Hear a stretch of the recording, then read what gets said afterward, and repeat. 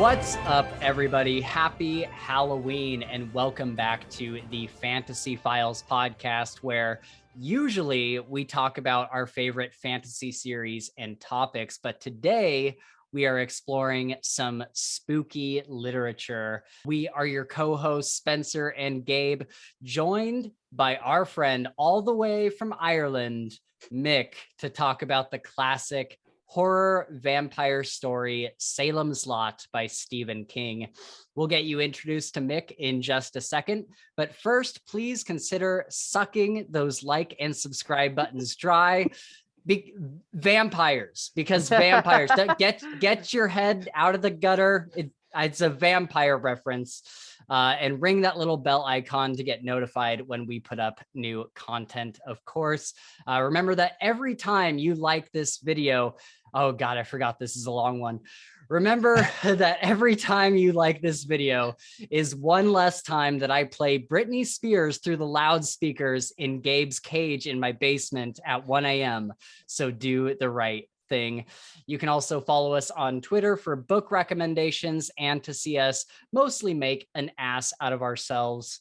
It is Twitter after all. Our handle over there is @FilesFantasy, by the way. We also just started our second channel called Fantasy Files Reacts, where we talk about movies, shows, and video games. I'll have it linked down below in the description if you'd like to check it out. And we just started our Discord server, thanks to Gabe, who set it all up. I'll definitely link that below as well. Please feel free to drop by and say hi. We'd love to chat with you there. Speaking of sucking things dry, I think that's about all the self-promotion I can handle for now. Let's introduce our guest and talk about what we've been reading lately. So, Mick, you've been a friend of ours on Twitter. We've had a lot of interaction. I've always enjoyed getting your takes on books and kind of seeing what you're reading. Do you want to talk about like who you are and like how you got into fantasy or reading in general? And then, maybe what some of your favorite books are? Yeah. So first of all, thanks so much for having me on. Of course. It's my first time doing a YouTube or podcast or anything like that. So big moment for me, I guess. Yeah. So, starting at the top, Yeah. So I got into fantasy. I've always kind of had an interest with it, when I was younger, reading Harry Potter and stuff like that. And then last summer during COVID, I had to isolate and basically was stuck at home with nothing to do for 2 weeks. So I picked up a copy of Skyward by Brandon Sanderson. Oh, cool. Just because I had read the Stormlight Archive previously the year before, and so I just thought I'd give it a shot. And I didn't even realize how many books he had and all about the Cosmere and everything. So once I started, getting into him, it really just kind of snowballed from there. I read all the Cosmere and then got into branched out into a lot more fantasy and science fiction and stuff. So yeah, I've been pretty much reading for the past year and a half now, solidly fantasy and sci-fi. So yeah, been pretty busy with it. Yeah. Awesome. You've read a lot of books. I was really surprised. I think you started Salem's Lot earlier this week, and then I saw you post something or you messaged me or something on Twitter like 3 days later. You're like, I'm done with it. And I was like, wow, that was fast. Yeah, it's probably the fastest I've read a book, apart from maybe Mistborn, when I first got into the Cosmere. I started on, I think it was Monday evening, and then finished it, I think, Friday morning. So that was pretty good for me. I'm not the quickest reader, so Nice. when I actually got to the end of it, I was like, oh, I can't believe it actually was that quick. Yeah. Did you do you do a lot of audiobooks, or do you typically read physically? Yeah, so I usually have one of each on the go at the time. So currently I'm finishing off the Lord of the Rings at the minute on audio. So Nice. That's been amazing. Andy Serkis is like such an incredible narrator. So he's making me want to keep going back and listening, basically. So I've nearly finished the Return of the King now. I'll probably finish tomorrow or maybe the next day. Nice. So yeah. Yeah, I've been getting closer and closer to reading the actual Lord of the Rings books. I have a apprentice at work who is reading through them right now. I guess somebody did kind of like their own audiobook on Spotify. And so it's Okay. completely free. I don't think it's Andy Serkis who's reading it, but it's someone who's done like a dramatization. And so he's going through them right now. And I'm just like, everybody like talks so much about it. I'm like, I gotta read Lord of the Rings at some point. That's the thing. I've wanted to read it for years, but I just never got around to it. And the audio is just a lot more feasible than the actual physical for Tolkien's writing, I think. Yeah. But I find myself fast forwarding during all the songs and the singing. Yeah. Oh, is there songs? There's a lot of stuff. Yeah. That's So, great. Did you do, I'm curious, did you do audiobooks for the Stormlight archive? I did for Stormlight, yeah. Yeah. So that was, I think I did The Way of Kings and Words of Radiance straight after one another. I think that was just before Oathbringer came out. And then Oathbringer then when that came out, and then Rhythm of War last year. So I do have physical copies of the books now. I hope to do a reread before the fifth book. Yeah. With the physical copies, just because it's so long ago since I, read Way of Kings. So Yeah. there's probably a lot in there that I've completely forgotten about. Yeah, we've been really close to getting into Stormlight. I read the first maybe third of Way of Kings on paper. Then we just got busy with just podcast stuff, and I wasn't able to keep going. Was that a good series for you, or were there any parts that were kind of a slog, or was that pretty quick reading? That was, they're like 55 hours long. I wouldn't call them quick reading, but yeah, they were some of the best I've read.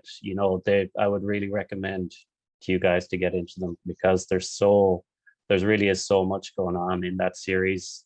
It's hard to keep up sometimes. I listen to a lot of other podcasts and watch a lot of YouTube videos about all this lore and magic and stuff that it's hard to keep up sometimes. But yeah, there's a lot of moving parts in that series, isn't there?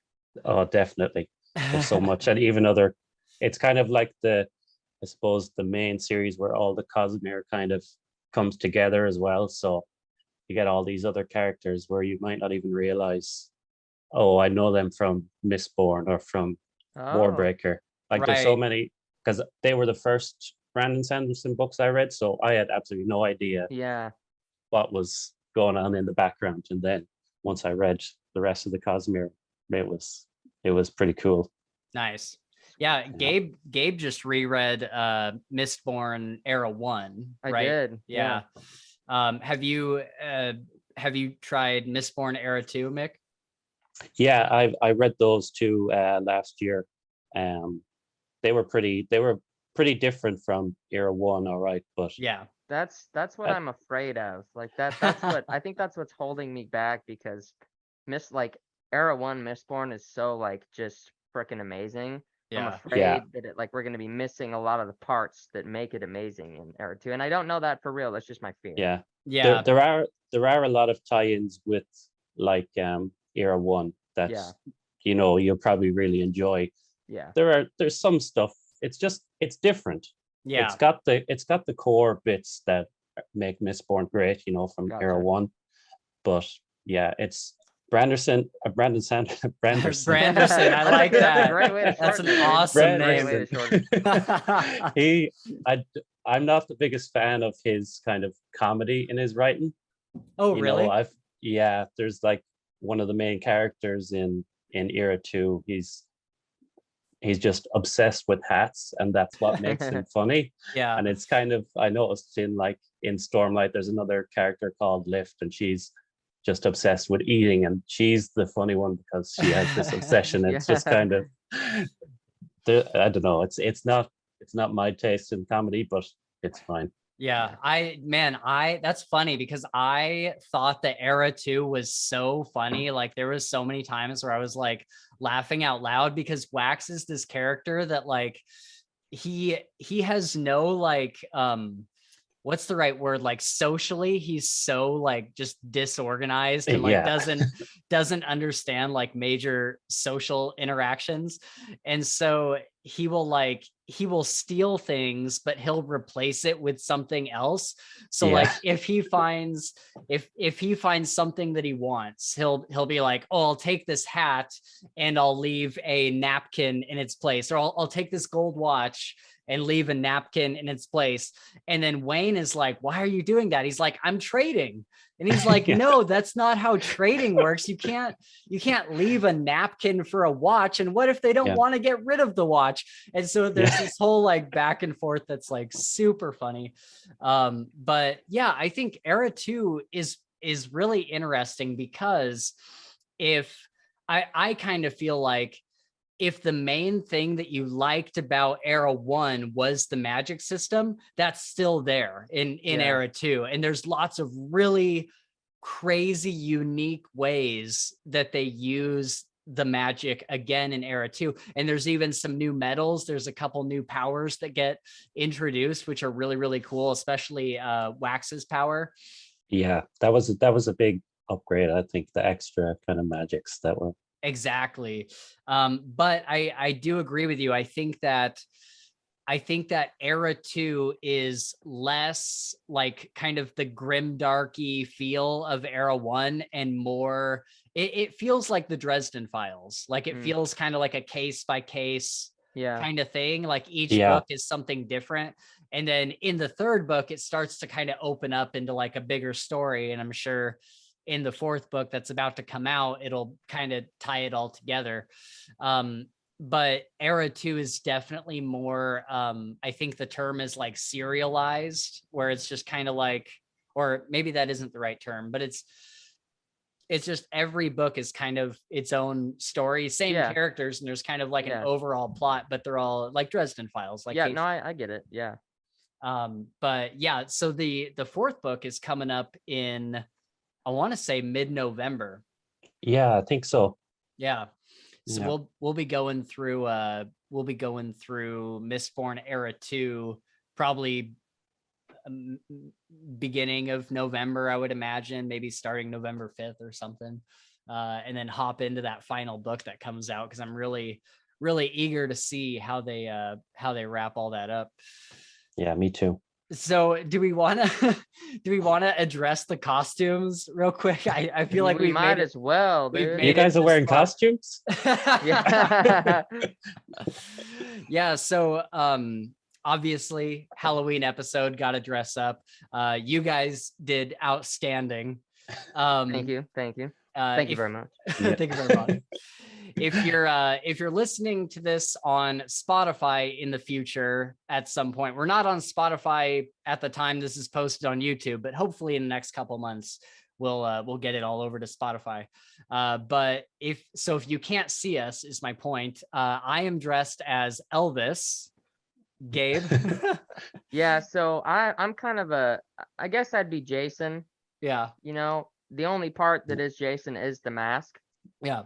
I don't have the fucking badass outfit, but I thought about it and I was like, you know what? I think that'd be kind of cool. I got the handprint of blood on my face. I was like, let's do it. Yeah, the blood looks good. The blood looks fantastic. You also put black, like I did. I got black around my eyes to kind of make it spooky. Yeah. Yeah, it looks awesome. My girlfriend did that for me. I couldn't do it by myself. I keep looking over at you and I can't see. Like I know it's weird. I was even looking at myself. I'm like, it's so weird to not see my mouth, dude. Yeah, and like even me, I feel like almost claustrophobic. I'm like, I do. Yeah, your eyes are like so scary in there. Just dark, dude. Yeah, it's great. Mick. Yeah, so I went for my best victim of Salem's Lot. Yeah, look that I could go for. The teeth don't fit, but didn't fit. That's okay though. What can you do? Yeah, you get the idea. Yeah. No, this is great. I'm so glad we all went for it. Oh yeah. All right. Well, let's go into what we've been reading lately. just in the past, I think it's been like a couple weeks It has, since yeah. we've really talked about what we've been reading. So I've read a bunch of stuff. I'll try to make my stuff quick when I get to it, but why don't one of you guys start with what you've been reading lately besides Salem's Lot? Yeah, so I was looking just on my own for another series that was kind of similar to the Land series, because I was itching for that kind of like funny, not necessarily lit RPG, but just that super like light, funny, I guess, book. And so I found, it's called the Completionist Chronicles by Dakota Kraut. Okay. And it is a lit RPG. It's not like, it's another one of those ones where like you only realize it's a lit RPG for the first book, and then it's just a guy in like another world. Like you never get any connections to the outside. It's just him in this universe. And so I'm on book 7, believe it or not, of Oh, that cool. series. I Oh, think wow. there's 8 or 9, but it's really good. It's about this guy that, your typical lit RPG, you get sent into this world, but this guy takes a very different approach, and he becomes like a ritualist. He can't do any damage. He can't really defend himself like throughout the whole book, right? But these rituals that he makes become more powerful and powerful and can kind of change the environment and stuff. So I've had a lot of fun with it. It's narrated by Luke Daniels, who is one of my Oh, favorite sweet. narrators as Nice. well. And so it's been super fun. I'm enjoying it a lot. And Nice. that's it. That's all I've been reading nonstop. So Okay. How yeah. how many books have you gone through? So I'm on book 7 right now. Oh shit. Yeah. Mm. And Wow. so, and I think that I'm pretty sure there's like either 9 or 10 books. So I'm getting close to the end, but I've loved it the whole way through, man. The first like 2 books were kind of slow, but it was just a good setup. And then after that, it really picked up and was like just super like fun, very engrossing book. So yeah. Nice. Nice one. When are you gonna read Cradle? Everybody wants you to read I was Yeah, Cradle. just gonna ask. I know. So yeah, so I almost got it at the time that I wanted to download it. I didn't have any credits and I was broke. Okay. And Yeah. so I didn't. And then I was watching this video on stuff about like kind of like lit RPG and fantasy. And they were like, you need to, if you like the Land, you got to read this. And I was like, oh shit, okay, I gotta read it. Okay. So I started and I'm sucked in. But it is in my Cradle's like there in my library, ready to start. Oh shit. Okay, Yeah, so when cool. I'm done, I bought it. When I'm done with this, I'm gonna start it. Sweet. Yeah. I Have got you a read it, Spencer? I have not, and I don't think that it would be something that I would be interested in. But over the past couple years, I've kind of come to know like what Gabe is Yeah, interested in, he does. and everything that I've heard about Cradle like matches what Gabe would like, because from what I understand, Cradle isn't exactly lit RPG, but it's called like progression fantasy, which is kind of like a brother to lit Yeah. RPG. Yeah. And everybody who's read it says that it's like it's extremely anime, and Gabe loves anime. Yes. And so I think that those two things combined would be something that he'd be really interested in. Yeah. I'm Yeah. ready for it. I read the description and was sold pretty much just off of that. Okay, cool. Yeah. Yeah. It's a good time to get into it too, but I think the last book comes out at the start of next year, the Okay. 12th book. So So there's already 11 books in the Cradle series. Yeah. Yeah. Wow. You Yeah. guys won't see me for 3 months. I know. Well, they're all super short. They're like Oh. Yeah. they're shorter than Dresden Files books. Yeah, dude, on this speed that I can like listen to a book a day, dude, at work, like a 10-hour work day, nonstop listening. Dude, you know what's crazy? I was talking to somebody today who reads on 3 times speed. That's crazy, dude. That's even And crazy for me. yeah, Yeah. and shout out to Gorilla Books. They reached out to me on Twitter a little while ago, and they had basically said, you know, I saw you talking about Soul Survivor by Dean Koontz, and I picked it up just because of everything you said about it, and I really loved it, and I finished it in like 2 days. Nice. And it's incredible, and I'm like, oh man, like that means so much that you like, you know, read one of our recommendations or whatever. And so I just kind of told him, I'm like, if you like Soul Survivor, you'd probably like Watchers. Yes. And so I told him about Watchers. He's like, okay, I'll go pick it up right now. He picked up Watchers and finished it in like 2 days. Wow. And then there Nice. was there was another one.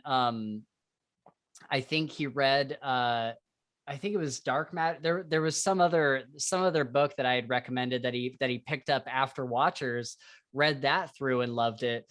And then I was like, what's the one, to Dust You Shall Return by Fred Venturini, I think. Oh, yeah, no, I don't think I've ever read that.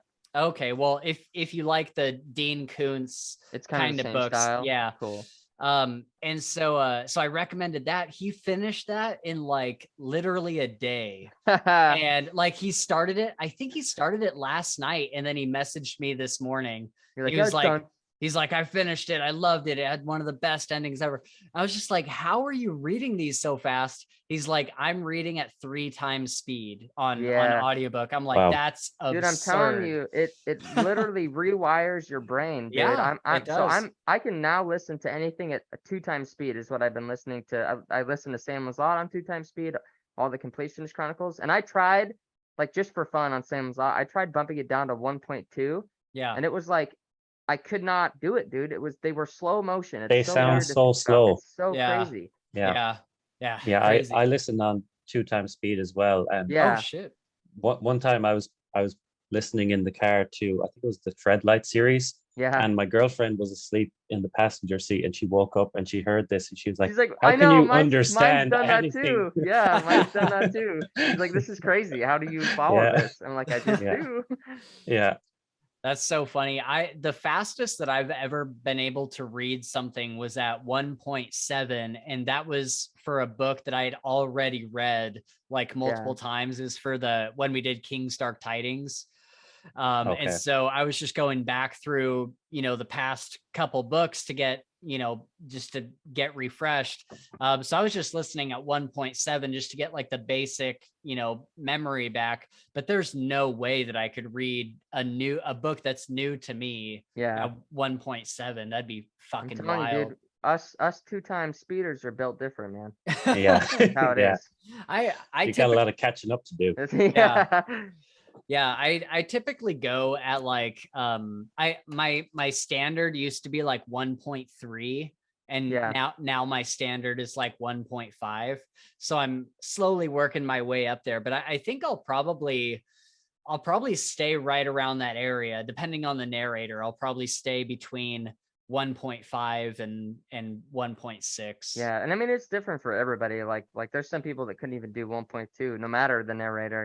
It's all different. Yeah. I just love to like these Completionist Chronicles book are like all like 15 to 17 hours, Oh shit. and so like that's a maybe even a 3-day read, but I can finish it in a day, like a 10-hour day. Yeah. It bumps it down to like 8.5 or 7 hours, which is really really cool. Mind you, I burned through a lot of credits. Yeah. Pretty quick, Yeah. but Yeah. it is nice to like just blow through a series and just constantly get a bunch of action. It's pretty cool. Yeah, that's what I love about Mick. Do you do the credit packs where you get 3 credits for whatever? No, I actually use Scribed. I don't know if you guys have used that before, just because I kind of got sick of having to buy credits and stuff like that on Audible. So with Scribed, it's like $10 a month, but you get unlimited books Whoa, what? on there. So yeah. Holy So crap! I'm gonna and look that they've up got right now, they've dude. got a lot. So it's SCRIBD. SC. Wow. Yeah, And they have a okay. really good selection as well. They don't have Cool. everything as much as Audible, but And they have a 30-day trial, read free for 30 days, and it's $12 a month after that. Dude, nice. That's awesome. I'm gonna definitely do that. Yeah, Got podcasts, music, documents, magazines. Cool, dude. Yeah, I'm gonna check that out. So you don't have to pay per book then. You just pay the Yeah, monthly No, fee. exactly. awesome. Yeah. Wow. Other Audible apps are available. This isn't a paid advertisement. Yeah. Yeah, that's right. So have you found most of what you want to read on Scribd? Yeah. Is most of it on there? Yeah, so I'm listening to Return of the King on that. I was listening to the Treadlight series by Zach Argyle Yeah, oh yeah. last We know month. Zach. what do I have next? I finished the Murderbot Diaries. Oh my That was gosh, all dude, on there too. I've heard my girlfriend was babysitting for this younger couple and their kid, and I went to pick her up, and she was talking about the Murderbot Diaries, and she's like, "You should check this series out." Did you enjoy it? Yeah, I did. It's pretty good. By the end, it's kind of they're all pretty similar, Yeah, but like the first two books are really good. Then it kind of takes cool. a dip. They're all novellas, apart from the Yeah, second. The second last is a full novel, and that really brought it up again. cool. So yeah, that they're definitely worth checking out. Awesome. Yeah, It's a pretty cool idea. It's a pretty cool. cool story. Yeah. Sounds Okay, great. cool. Yeah. Nice. Okay, so is that what you've been reading lately, Murderbot and Return of the Yeah, King? yeah, and I finished Jade Legacy last month, and Oh, then this nice. month I did Jade Setter of Janloon Awesome. as Oh, well. sick. So yeah, I loved It's one of my everything about the Green all-time Bone. favorite series. Yeah, yeah. Good. Yeah, I'm glad you enjoyed the Greenbone saga. I saw you started that a while back, and I was like, I bet he's gonna like that a lot. Yeah, it's probably best series I've read this year for Yeah. sure. I got recognized. I have a no peek sticker that we got in that box we opened up on my water bottle, Yeah. and I was carrying it. I was like, had a package and was delivering, right? And the dude that came out, older guy, like 60s, he's like, "Is that by any chance the book by Fonda Lee?" And I was Oh, like, shit. "Yes, it is. Let's Oh, talk." wow. Yeah, and we Yeah. talked about it for like 10 minutes. It was awesome. Oh, that's cool as hell. Yeah, it was cool. You guys got to meet her, didn't you? We did, yeah. Yeah, that was Yeah, that was Yeah, cool. super cool. yeah, she was extremely nice. One of the Yeah, most like very down to sweet earth. lady. You never really know how it's going to go when you meet somebody that you like admire, and you like their work, and you respect them and everything. And you never, like, I've had some bad interactions with people that Yeah. I really enjoyed. And so meeting her was just like the most incredible thing. She was so down to earth. She was so just nice, and took the time to talk with us while we Yeah, got our books was signed and cool. everything. It was awesome. Yeah, she seems really cool. Okay, so things that I have read lately, I have 3. I'll try to go through them pretty quick here. So I finished the entire Expanse series. I still have the novellas to do. Man, wow, what a ride. Like, holy crap. I did not expect it to end that way at all. I think that it's not necessarily how I would have ended it, or how I would have liked to have seen it ended. But it was a solid ride all the way to the end. I posted a video recently of me kind of talking about, my final review for the whole series. And I think people thought that I like hated it, and thought that because I did kind of go on a little bit of a rant. But the more I've gotten away from it, and the more that I've like talked to people about the ending and stuff, the more I've realized that like it is like a pretty good ending. It's just like there are certain things that I didn't quite enjoy. But overall, a great series. I will definitely go back and at least reread the first like 5 books, because those Nice. were my favorite. But I highly encourage anybody out there, if you haven't finished The Expanse, you'll definitely want to get to the end and see what happens. Yeah, I need to get into that. I've got book 1 here on my shelf, but just so much out there. know, to read. There's yeah. so much out there. Yeah. The first book is honestly like the best one. My favorite is the 4th book, because it's where things start to get bigger and bigger. But God, that first book is a damn near perfect book. Like it's so on the money with that first one. So then I finished, this is a series that I've been working on for a while, and Gabe, you read the first book of this series, and I really think that you should keep going with it, especially if you're kind of in the mood for like a lighter, more like happy fantasy kind of thing. and that's the Buried Goddess series, starting with The Web of Eyes, I think is the first one. Yeah. And the first book is kind of like this comedy. It's almost like a buddy cop comedy. And then as the series goes on, it turns more and more into like big epic fantasy. And there's 6 books in the series. I finished the 6th book maybe like a week ago, and I was straight up crying at the end. I did not expect it to end the way that it did. And I like, this is a series that like I liked it, but I didn't like love it, you know what I mean?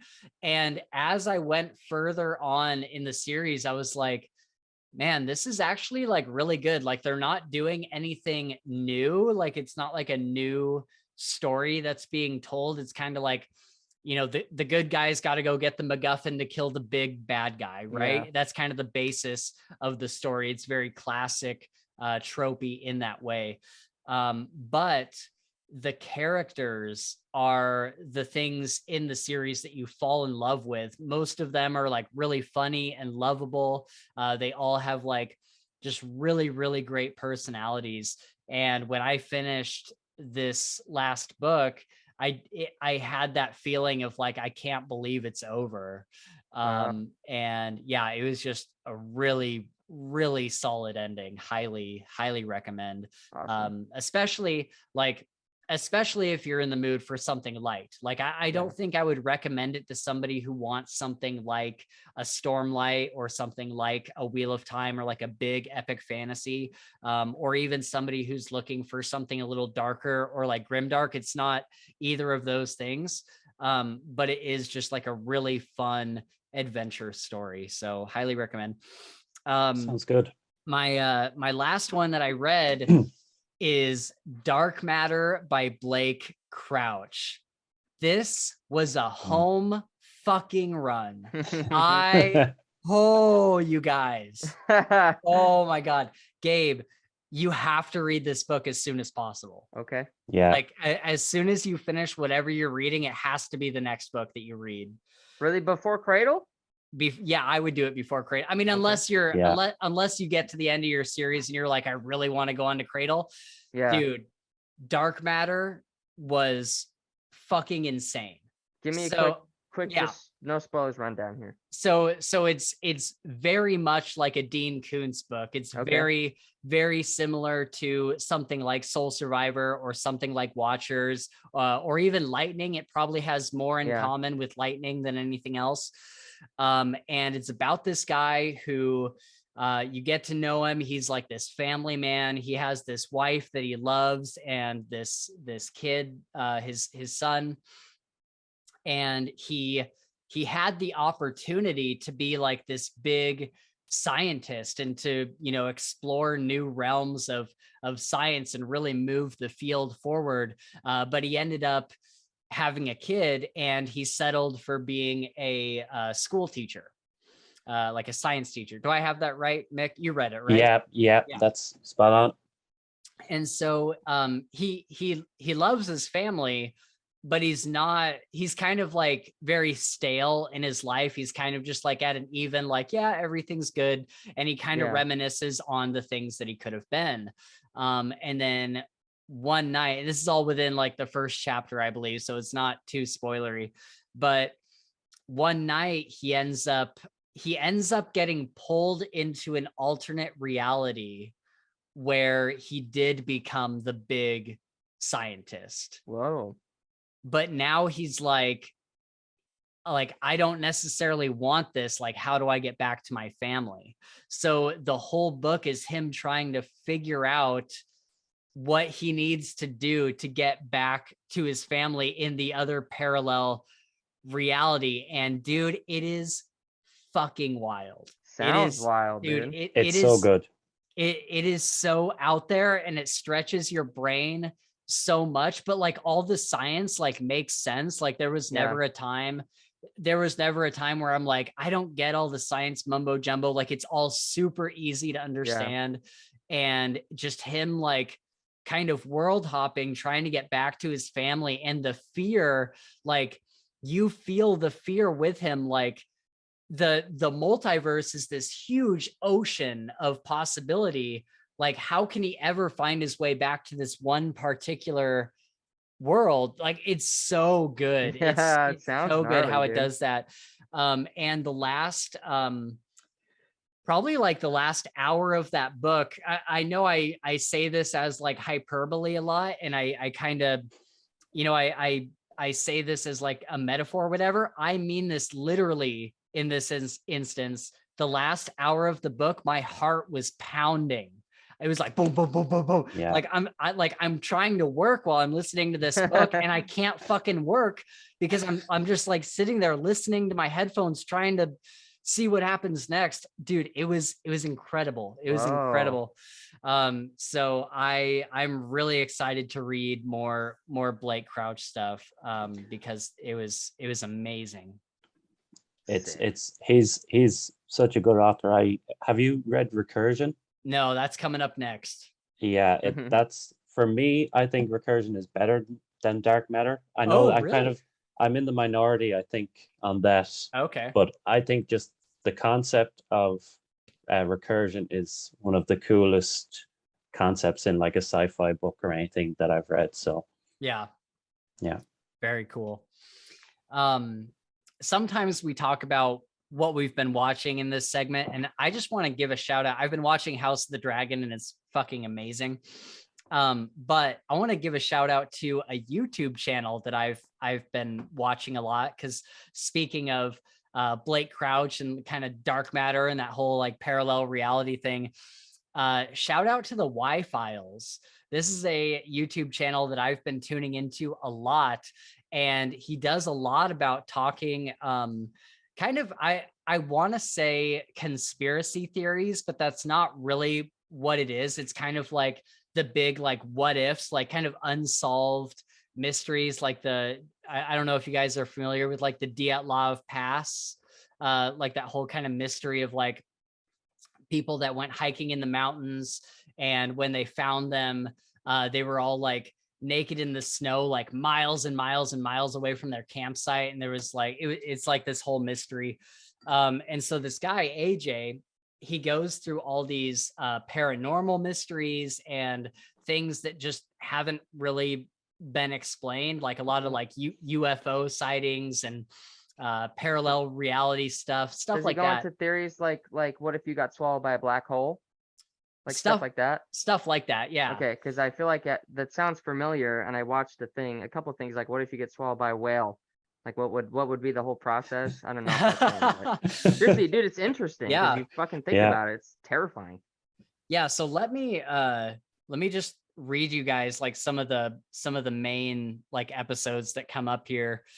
So like he just did an episode on like dogmen, hybrids, and real life werewolves, like talking about like all the sightings that people have had and how much like credibility like they really have. Yeah. And some things, and here's the thing, is he's more of a skeptic than a believer. Yeah. And so it's really interesting because, you know, there's plenty of YouTube channels that are out there that are people like the werewolves are out there and here's the proof, right? This guy isn't like that at all. He goes through like the factual information and like kind of breaks down like, okay, what things can we prove and what can we not prove?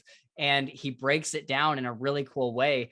And he'll talk about the count of there's some guy throughout history that has appeared at various points in history, and it's been believed to have been the same guy over thousands of years. And so he goes into like, okay, like what is the proof behind this? Like, has this same person really showed up at different points in history?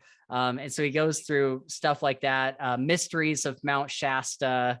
Cool. What does space smell like? And so just and dude, all of the episodes are like 15 minutes long. They're super addictive. Like I literally watch at least one before I go to bed every night, because he has like hundreds of them. Yeah, he's got a shit ton. And he's so like charismatic and charming that you just want to keep like listening to him. It's a fantastic channel. I highly recommend checking out the Y Files. Nice. Have you guys been watching anything lately? Nothing crazy. Leah, my girlfriend's super into the unsolved like cold case files and stuff like Yeah. that. So we've been watching those. I can't remember the name of the, it's just there's so many series that do these, but there's a specific like company or creator that like does these super well. And so we've been watching those. At least trying to. I get home super late, so it's like eat, sleep, go to bed, that kind of Yeah. thing. Also, The Flash, we've still been continuing that slowly, which is still good. Fuck you, Spencer. Hey, I Good. never said. I know you never. didn't. I I'm never just said it was messing with bad. you. I'm just messing with you. Him and Chris had this whole conversation about what's it, CK or CY? Is that the name of the CW CW? show. Yeah, and I Yeah. didn't know any of this at the time. They were talking about how it's kind of like the network that's like, it's good at the beginning, not good at the end, but I like it, and we're still going Yeah. through. It's like an episode or two a week, and I still enjoy it. Although I can see what you're saying about it, though. Like there's like just the next villain, and then the next villain, and then the next villain, but we still like it, so it's all good. Yeah, CW. Do they have CW over there in Ireland? I don't know what they might have it, but I've never. So it's a Okay. Netflix. It's a Netflix. Like I watch it on Netflix, and it's Right. just The Flash and whatnot. Is there a channel over there? Maybe it's a different name that does like the Arrow, the Flash, Like Supergirl. Marvel, the Marvel universe kind of, or DC Comics. Yeah, it's DC. Yeah. Yeah. It's probably a different channel. Would that be on like Hulu or? Yeah. So something like maybe that? Hulu or Netflix. Yeah. Both those. I wonder how much. Um, So I have a VPN, so I wonder how much. Like if I set my location to Ireland, how different the like the selection would be. Yeah. Like on Netflix. Yeah, I've done that before to get like I think they took The Office off Yeah. Oh. Netflix, so I had to swap my VPN Yep. to Interesting. rewatch that again. So. I know. Yeah. I did it for the new Bleach came out. It's an anime show. I don't know if you guys know anything about it. No. But so I learned that if I switch my VPN to Japan, I can watch it 2 days sooner than it airs here in Nice. America. Nice. So Nice. Yeah. I did that. And that was super cool. But Very cool. Mick, you been watching anything lately? You into the House of the Dragon? Yeah, so I'm still on, I think, episode 5 of that. I haven't caught Me up too. Yep. recently, so Yeah. I want to get into it. I was watching with my girlfriend, but she moved to Australia there a few weeks ago, so we've had to postpone that, I guess. Yeah. can you do like is the House of Dragon on Netflix or Hulu or It's Prime, HBO. or? Oh, okay. HBO, 'Cause I yeah. know on Hulu you can do like these watch parties where you both like you invite your friend to watch it with you, and then it's like you're both at the same point. Oh, and you that's can, cool. like, That would yeah, make it a lot it'd be easier. cool. Yeah. Yeah. Yeah, so we'll do something like that. We'll time it 3, 2, 1, press That's right. play. Yeah, or something. exactly. Yeah. So we'll get there eventually. But other than that, I finished Sandman on Netflix as well. Okay. I've heard I that thought that was was pretty good. cool. Yeah. Yeah. It didn't blow me away at any stage, but it was pretty cool idea. I did find it really interesting, and the acting was really good in that as well. Nice. Yeah, House of the Dragon. I'm addicted to it. I love that show so much. I think they have just knocked it out of the park with House of the Dragon. It's absolutely fantastic. I really want to finish it like as soon as possible, but I have to put it off for a while. Yeah, I've been watching each episode of House of the Dragon and then popping over to Mike's book reviews for his like after episode kind of thing. So I'll like watch an episode, then I'll watch Mike's book reviews kind of thing on it. And that's been really, really fun. All right. Well, let's get into talking about the book for today. We're going to be talking about Salem's Lot by Stephen King, of course. So we're going to go into full spoilers for the book. So if you have not read Salem's Lot, now is your time to get out of here. This is your spoiler warning in 3, 2, 1. You've been warned. All right. So, Mick, you mentioned on Twitter that you think this is your book of the year. I would love to get your thoughts, your general opinion on this book. What did you love about it? Yes, it's my second Stephen King book that I've read. The first was The Gunslinger. Oh, same, yeah. but that was a tough read. It was Yeah. kind of all over the place. So I said I'd go back and read some of his books that kind of had tie-ins to that series. So I heard Salem's Lot has a pretty significant tie-in towards the end of that series. Yeah. So I said I'd give that a go. And with it being Halloween, I said, Yeah. why not jump into the horror genre?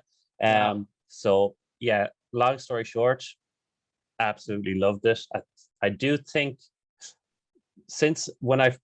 as soon as I finished it, I was like, wow, book of the year, no problem. Since then, I've kind of been like, oh, Jade City was Yeah. so good. Yeah. It's Yeah. getting tougher for me to say it, but Yeah. it's definitely top two. Yeah. And it just blew me away. I couldn't, like, I flew through the first 100 pages without even realizing it, and it was all just kind of, introducing you to the town of Jerusalem's Lot. Nothing really too significant happens, but it was still just like that slice of life writing Yeah. was just it was so well done. Yeah, for sure. So yeah, I absolutely loved it. I was really blown away. Nice. Yeah. So this will be interesting because Gabe, I know you're on the complete opposite end of the spectrum. Do you want to talk about your time with Salem's Lot? Yeah, so I wouldn't say that I'm on the complete opposite end because I did enjoy the book. There, for some reason, and this is gonna sound weird, but the setup, the first part, the setup, I don't even know how to say this. The action with the vampires was like so for me. Yeah. Like I thought it was Yeah. kind of cool, but I was like, feel like there could have been a little bit more suspense because like I didn't feel Yeah. any. I was just like, For okay, sure. he's coming for you. Like there just wasn't a lot built up for me, but I did really enjoy the town and Yeah. learning about each character. Another thing that I liked a lot, how they'll tell you the time and then the person, and then like you could follow this time scale of Yeah. them going on, which I really thought was cool. And I tried to like, Yeah. and I was like, good, so it's 8:15 right now, and like this guy's doing this, and so that was super fun. Right. But I think I came into it with an expectation of like being scared shitless. Like that was like Same. my goal with Stephen King. Yeah. And so in that aspect, I was disappointed. It wasn't very scary. There was some suspense that I enjoyed, and of course I love vampires, so like it's always cool to like see different takes on that story. And so like I would probably rate it like a 7 out of 10. Not bad, not Sure. probably my favorite. But it was still a good read. Like I would probably pick another Stephen King book if somebody recommended it. Yeah. Yeah, I definitely agree with a lot of what you said. I think I fall somewhere in the middle between like loving it and being lukewarm on it. Yeah. Because like you said, I really enjoyed all the town stuff. Like Yeah. I And the loved. people were awesome, and the way Yeah. that they interacted was really cool. Yeah, it was just kind of cool, like because we get so much time in the town and just getting Yeah. to know what all these people do for a living and how Yep. they interact with each other and the kind of feuds that are in the town and Yeah. what people like each other, what people don't, and and Ben getting to know Susan and her Yep. parents and that whole thing.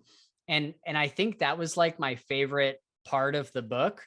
And I think that it was cool getting to know all these people because then later when everyone dies, you actually like kind of feel there's something. more of Yeah. it. Exactly. There's tugs there. Yeah. Yeah. Definitely. And I think that's something that's so hard to do in a standalone because most of the standalones that I have read where somebody has died, I never really felt anything about it because you get like a fantasy trilogy or a fantasy series and you get to know these characters over 3 to 6 books and then they die and then it hurts. Yeah. But with a standalone, it's like you've known these characters for 100 pages, 200 pages before they die.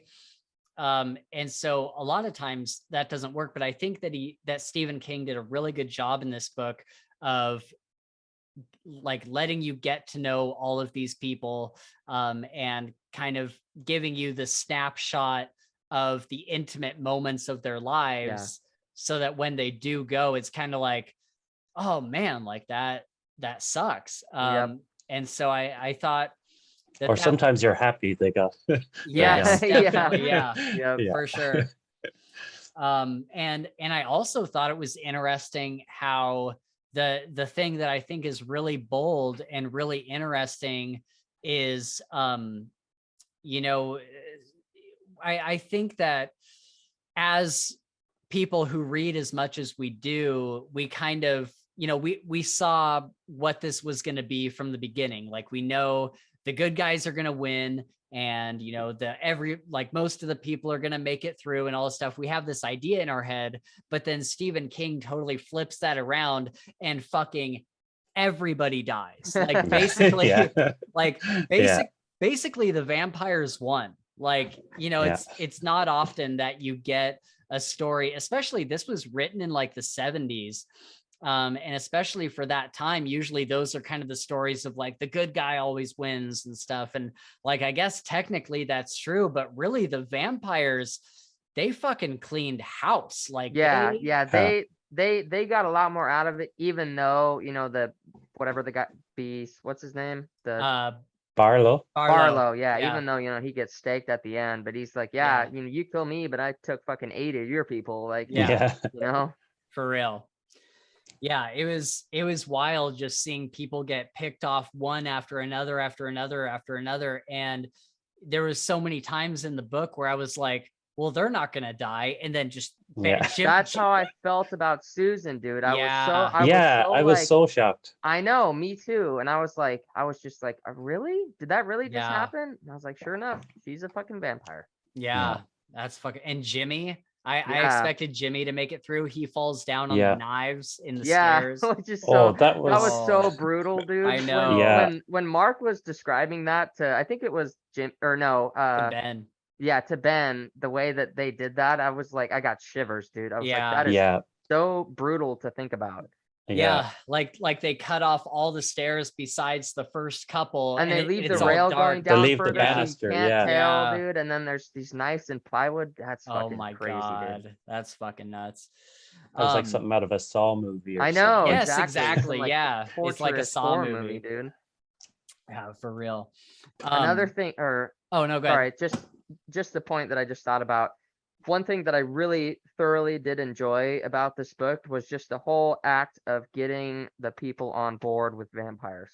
Talking to that was like probably my favorite part of the whole book, was like watching these interactions and people like having to like forcefully change their beliefs because they start to see shit that they cannot explain. Right? Like, that can't be real. Maybe it is. I don't know. It was just super cool to see. Like, of course, the doctor like just jumped right in. The priest was probably my favorite, where he's like, I don't, you know, I'm kind of fighting this, and then of course gets like drawn in like crazy.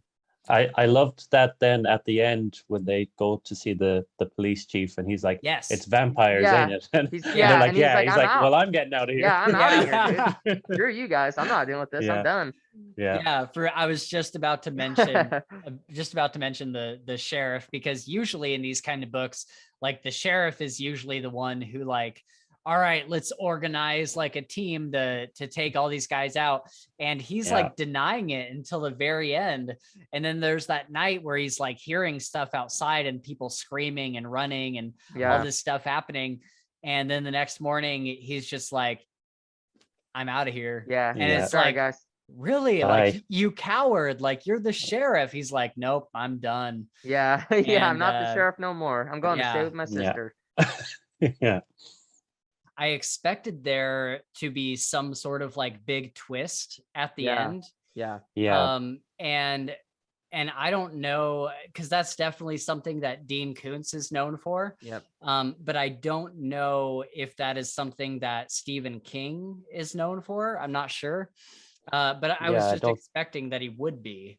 I don't think his endings really go over too well in a lot of his books. Oh, really? But yeah, I was expecting a kind of a more epic finale with Barlow and Ben and Mark, but I do still think it was good, but it didn't have that. It wasn't as tense as I was expecting. I totally agree with that. I kept thinking that they were gonna find out that Straker, the guy that the bald guy, the Thrall, I kept thinking that he was gonna end up being like actually like a Van Helsing character, and he's actually in the town because Trying he to kill saw Barlow, yeah, yeah. Oh, okay. and I was like, that would have been so cool if we thought that Straker was like the bad guy the whole time, only to find out that he's actually like trying to kill the vampire. Yeah, that would have been cool. So yeah, that That would was have been a good idea. that was kind of a big disappointment for me. But yeah, I wonder, you know, I'm interested to try more King, I guess, because just like you, Mick, I read the Gunslinger. Gabe and I both did, and we did I not like it. well, I Yeah. didn't even come close to finishing it, so I didn't read Oh, it. that's right. Yeah. Yeah. And so It's tough. yeah, it was a tough read. And so having read this one, I was like, am I just not like, you know, does King just not click for me? But then I realized that this book was actually the second book that King ever wrote. And I didn't realize that it was written in like Oh, the see, I 70s. didn't know that either. That would make sense, man. Like that would Yeah. make more sense. And Just so get into the genre and just get himself figured out. yeah, Yeah. and so, you know, this is a book that whenever anybody recommends King to me, they always recommend Salem's Lot. Yeah. And I'm not sure why. I feel like if you're trying to recommend King to somebody, like you should start with something that's a little bit more modern, and then be like, you know, if you want to see like where he came from, then go back to Salem's Lot. So that gives this kind of a big reprieve for me. And so I think I'll try something like what is it, 11/22/61 or what, 63? Oh yeah, 63. Yeah. Yeah. And that's the book about the Kennedy assassination and time travel Oh. and all that. Yeah. And so that's definitely a more modern one as far as I know. So I'd definitely be interested to go and try that.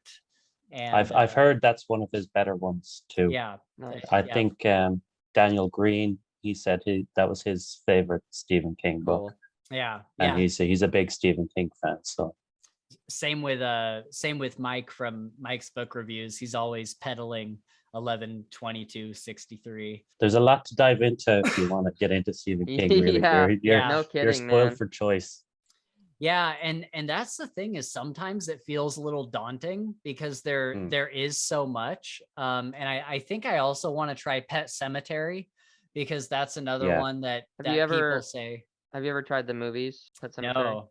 Okay. No, I saw The Shining years ago. Yeah. So I haven't seen But- The Shining. I did watch the original Pet Cemetery with my girlfriend, and I actually really enjoyed it. You know, really? it's an older. They made a new one. It's a way older movie, and I can't remember if maybe I fell asleep. I don't think we quite got to the ending, which I know is a sin. I'm sorry, but the first part was like good. It's a super interesting idea and kind of a cool concept to think about. Okay. You know, this Indian burial ground and all this stuff. It's pretty interesting. Okay. Yeah, I'll definitely have to check that one out. I was gonna watch the Salem's Lot movie before I was we gonna did the ask you podcast. about that. But dude, I looked at some clips on YouTube for it, and it is dreadful. It is so bad. When did they make it? Do you know? Was It it was like like in the 70s. 70s? Yeah. Okay, yeah, that makes Yeah, you have to give them a pass on that though. for you sure. know? Yeah. There's this scene where the scene in the book where Barlow shows up in Mark's kitchen. Yeah. And he kind of has the face off with the priest. Yep. The kid in the movie, like the vampire is like holding his hand out, and the kid basically just like walks over to his hand, and the vampire like takes his neck. And I'm like, what the fuck? Like, I know you don't have like a big special effects budget or anything, but like come up with something better. Yeah. I think they did a TV show as well. I think Rob Lowe plays Ben. Oh, really? Interesting. Yeah, so that might be better. That'd probably be Okay. a little more That was modern. from I think early 2000s or something. Cool. Okay, for sure. So one of my notes here, I really love how, and Gabe, you kind of mentioned this with the time that you see at the beginning of each chapter, and I love how you kind of feel you like time is a presence in this book. And you feel it starting to crunch, crunch, crunch. Yeah, Yeah. you feel it getting closer and The closer to dark. nighttime. Yeah, dude. Yeah. Because even like really even at the beginning of the book, there was things happening at nighttime, Yeah. and you kind of knew that every time you got to Night. every Yeah. time the sun went down, something would happen. And so Yep. each day it was kind of this thing of like, oh, we're getting closer to nighttime. What's Yeah. gonna happen? What's gonna happen? Yeah. And there's even Um, some scenes where I'm pretty sure it was Ben. I think this is when they went to find Barlow, like in his coffin underneath.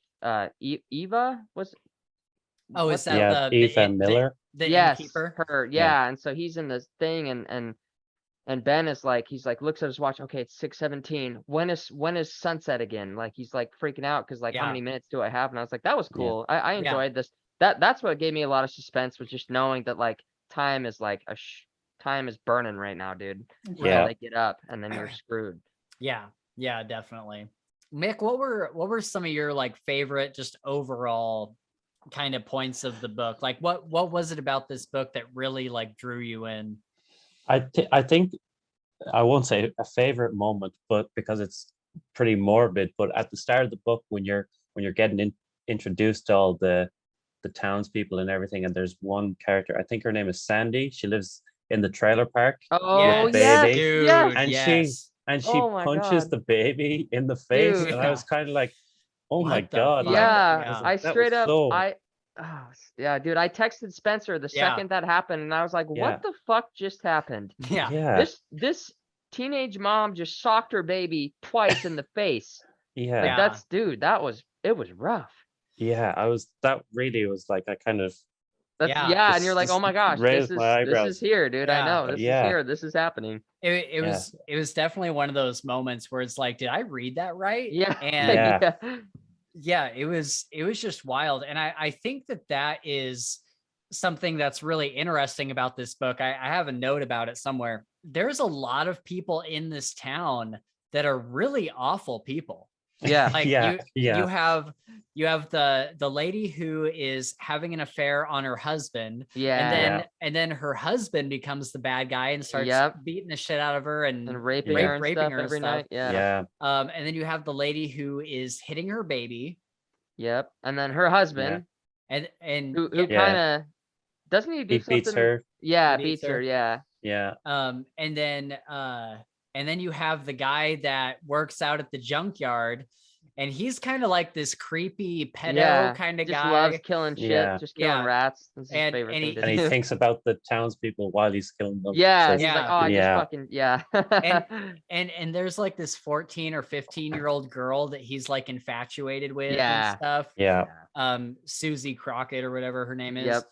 Um, And he keeps like talking about her boobs or something. yeah. So he's just like this super creepy dude. And then you have characters like, you know, and not that this is like on the scale of like evil or anything, but you just have characters like the town drunk. You have Yeah. characters Yeah. like the useless fucking sheriff. Yep. Yeah. You have the priest who's an alcoholic. Yep. And so all these people are like really flawed. Yeah. And I thought that it was interesting that the town and ultimately the name of the book is Jerusalem's Lot, because this vampire infestation is almost to the same proportion of like a biblical plague. Like it's Yeah. almost like Yeah. it's almost like a purging of this town.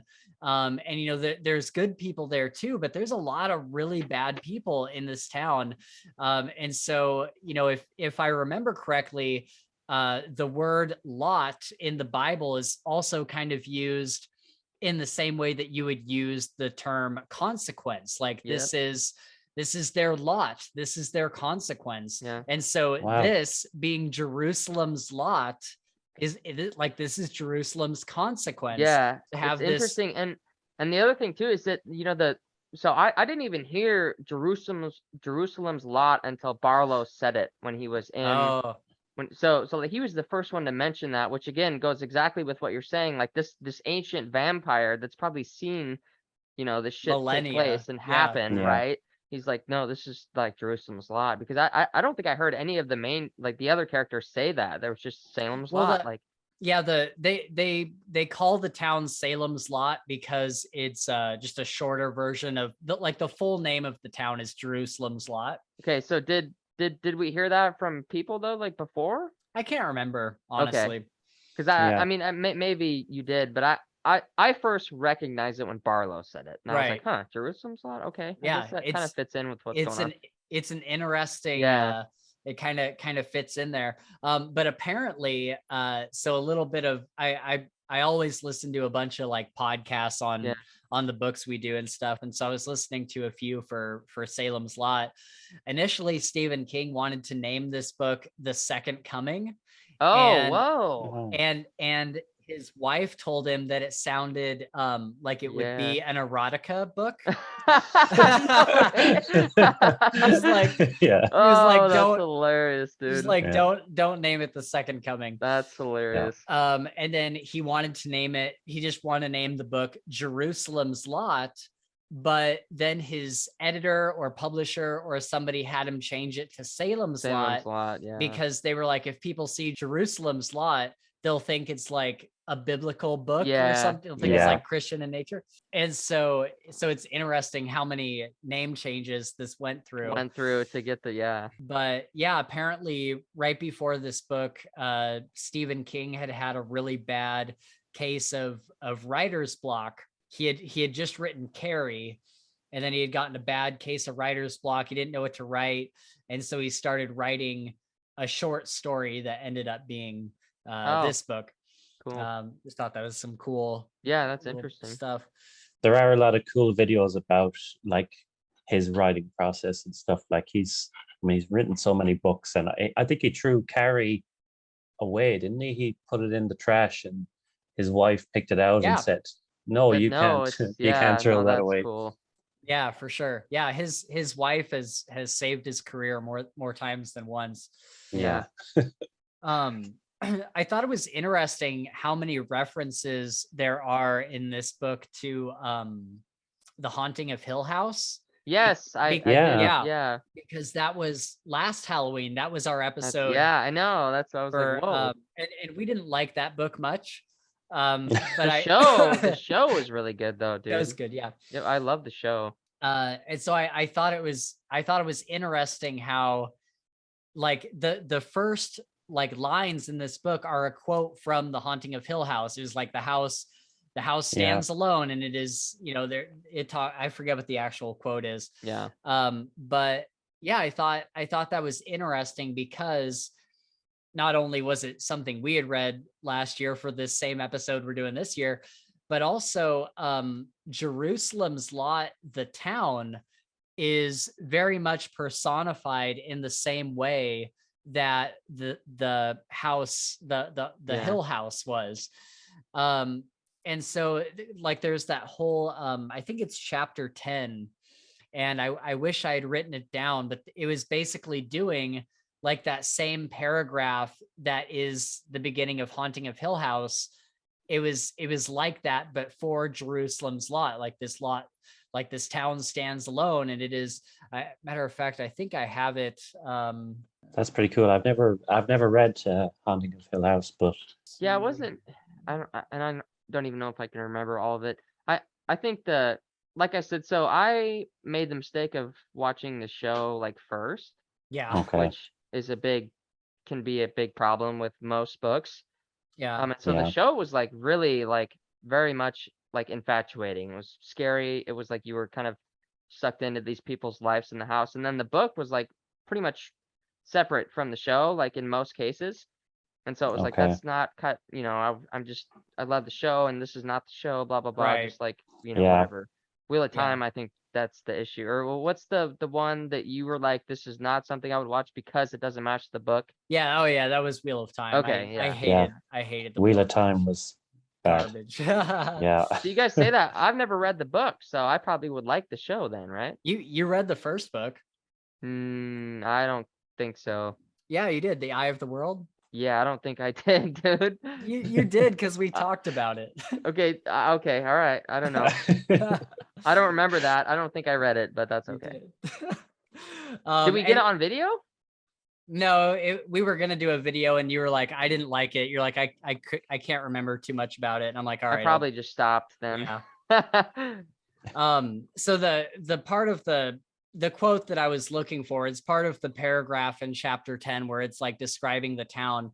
And one of the quotes there is, there is no life here but the slow end of days. Ooh. And Yeah. I felt like that was just such a good way to like describe the town, because I think I can't remember if this is something that somebody just kind of inferred from a podcast I listened to, or if Barlow had actually said this, but it's like the vampires went to this town because, you know, it's like this small town where they're not going to like get found out by killing everyone in the town. It's just like this random town out in the middle of country.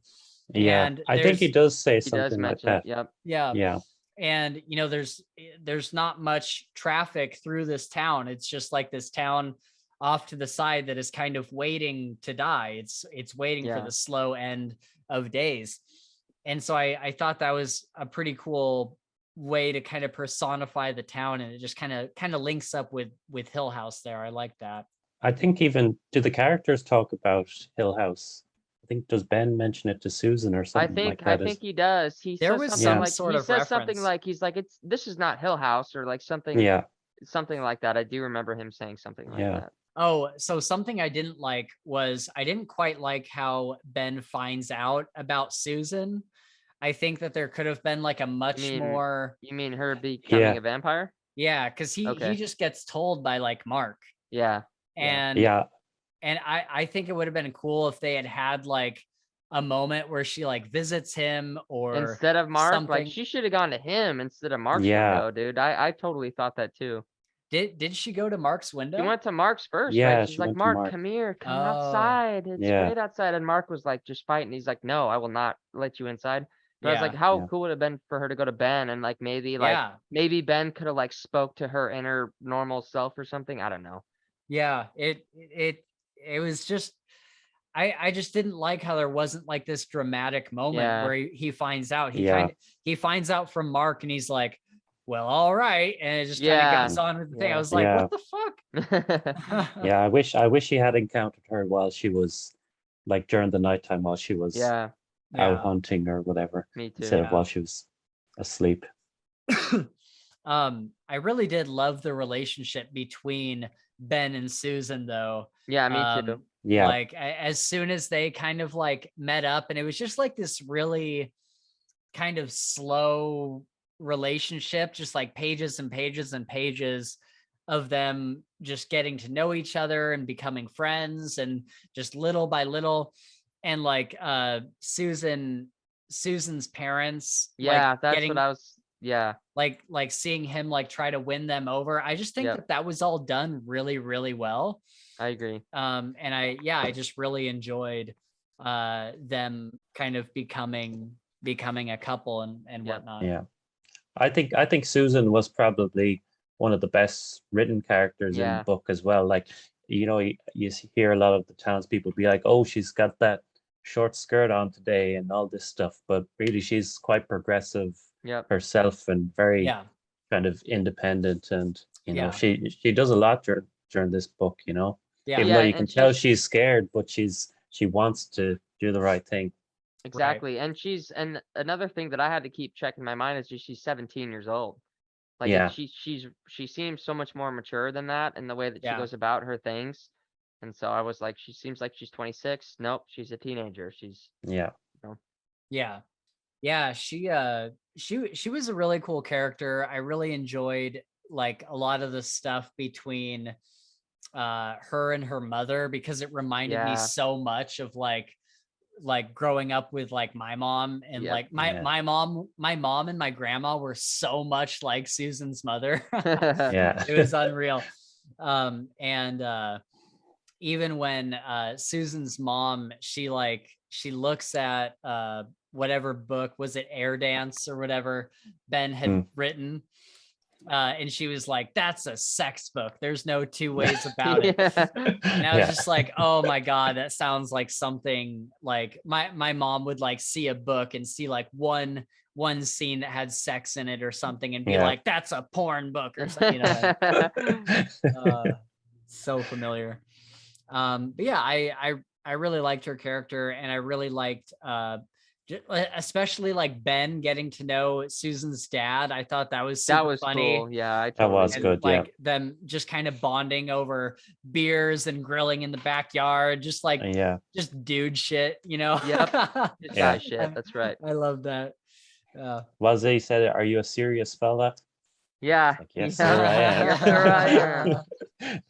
And it was cool the seeing the opposite ends, because like Susan's dad just fucking loved him, dude. Yeah, And his Yeah. mom the whole time was like, "Oh, this guy's some bad news. Like, I know. Yeah.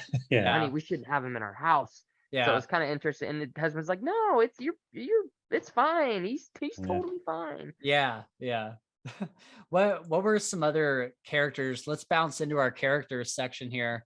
What were some of your favorites that So weren't Ben or I Susan? really enjoyed Mark's character. Probably, I would say he's probably my favorite character in the book. Yeah.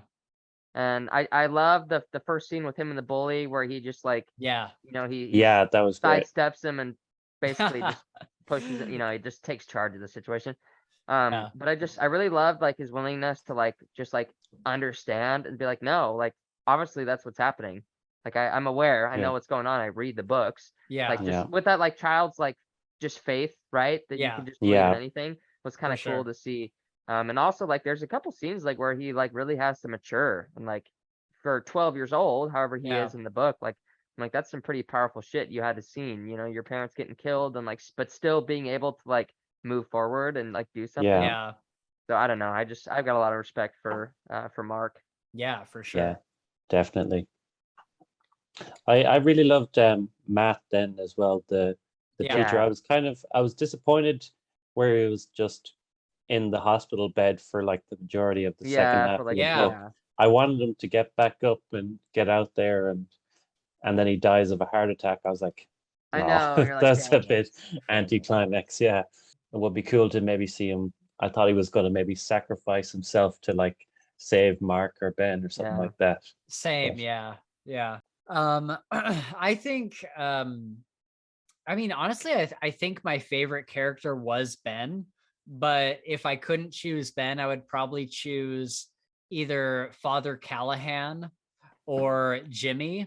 Yeah. I really liked Jimmy, where he was like on board right away. Yeah. And he Yeah. was just like, let's do it. And dude, one of my favorite scenes, because like this was a scene that actually had me like, oh shit, and like had my like heart pounding a little Yeah. bit, was where Jimmy gets bitten and Yeah. he's like he has to like patch himself up, and he's like, no, I think I can get the venom out. And Yeah. he like goes through this whole process of like Yep. cleaning the wound and getting it all out of him.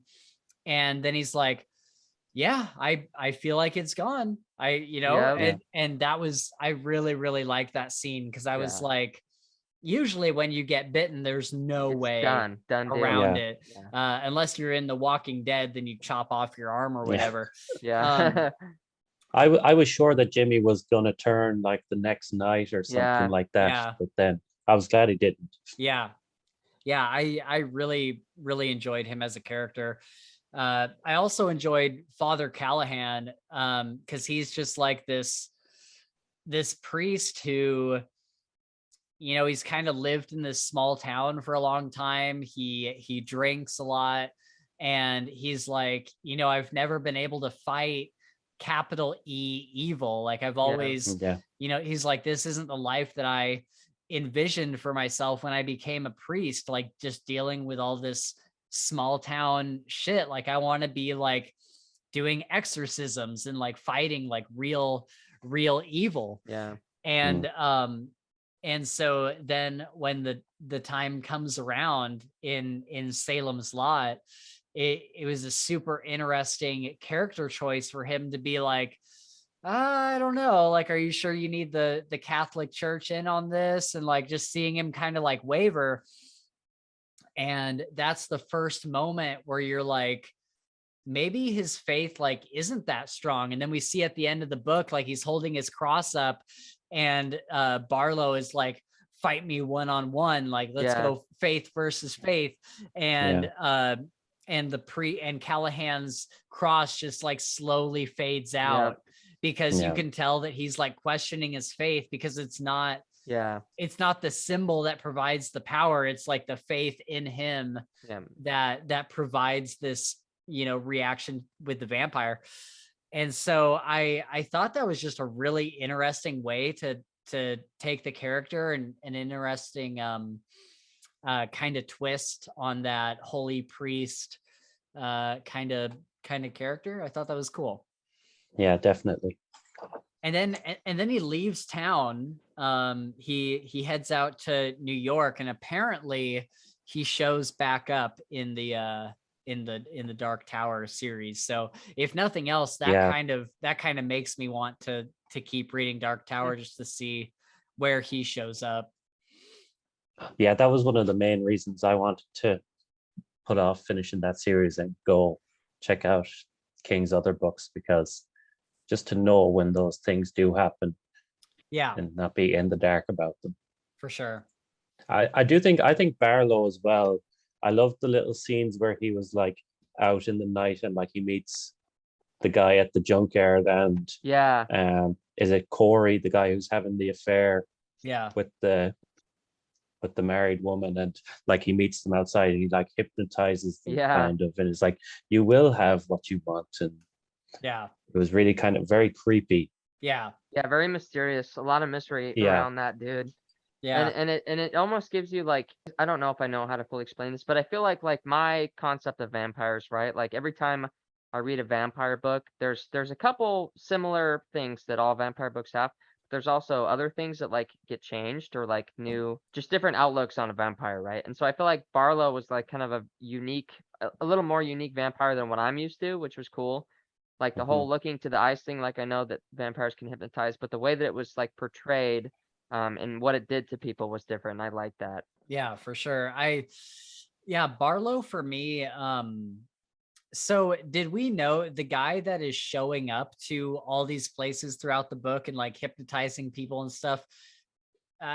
Did we know at the time that was Barlow, or that was, because I feel like when I first read through it, I thought that was Straker. I initially thought Straker was the vampire, and then later on I was like, wouldn't it be cool if he was the Van Helsing? And so did we know that was Barlow the whole time, going around to those different people? I think that I did. I think they describe them kind of differently, vaguely each time, you know. Okay. And because doesn't Straker has hair, first of all, right? No, Straker is the bald one. Straker's bald and Barlow has hair. Barlow has hair. Okay. Yeah. Well, maybe I'm way off. He's got it like slicked back or something. Okay. Yeah.